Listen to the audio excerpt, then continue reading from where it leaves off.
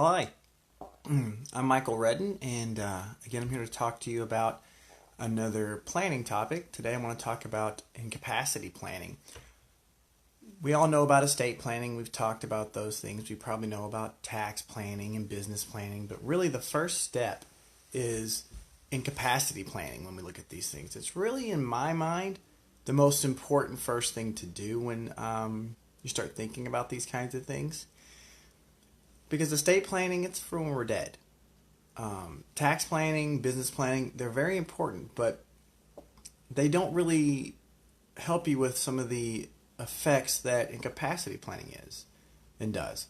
Well, I mean, what is incapacity planning? Well, when you're incapacitated, if something happens to you, you go out and you get into a car accident, or you get older and you get dementia and you can't take care of yourself, how are you going to be taken care of?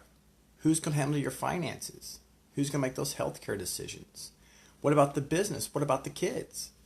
Those kinds of things, in a lot of ways, are even more important than planning for when you passed away. Because that's still why you're here. That's when it's very emotional. And it can really have a emotional and financial impact on your family. You should at the least have a power of attorney giving someone the right to act for you when you can't for your finances, and a healthcare directive so you can pass on the authority to make some of these medical decisions for you, as well as give your wishes on how you want to be taken care of to those folks. Probably should have a HIPAA too so that folks can get those information. But then there may be some things about planning for how to pay for your care and things that really need to be done. This is an area that is neglected oftentimes, and it really shouldn't be. I know, especially here in Minnesota, that anytime I do a plan, I at least make sure people have those three documents and we kind of talk about it.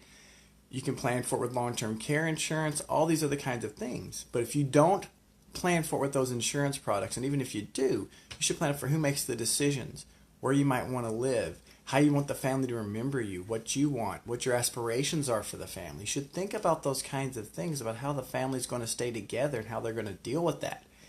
We don't want to think about it, but it's always better to plan for these things first, because nothing can be worse for your family and for your spouse than something happens to you, and now we have to actually address these things. You're in the hospital and have to make these decisions and think about those things. We've never talked about it. I wonder what you might want. It's extra stressful. So keep that in mind for your family and everything. And if you have an estate plan, still make sure you've done a proper incapacity plan. If you have none of them, at least get the incapacity plan and start thinking about those kinds of things. You'll feel better, and your family, if something bad happens, will be very grateful that you did.